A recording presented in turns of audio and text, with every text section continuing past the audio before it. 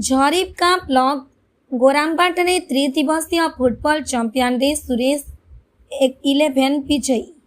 नवरंगपुर जिला झरीका ब्लॉक एकांबा पंचायत अंतर्गत गोरामपाटने त्रिदिवसीय फुटबॉल टूर्नामेंट आयोजक रोका जाइतिबा बेले प्रथम दिन में साहेबगुड़ा विजय लाभ करथिबा द्वितीय दिन में सुरेश 11 विजय हासिल पाइछंती एवं तृतीय दिन में केन्दुगुड़ा टीम फाइनल को पहुंची शेष में 3 दल को लॉटरी करा जाइतिला।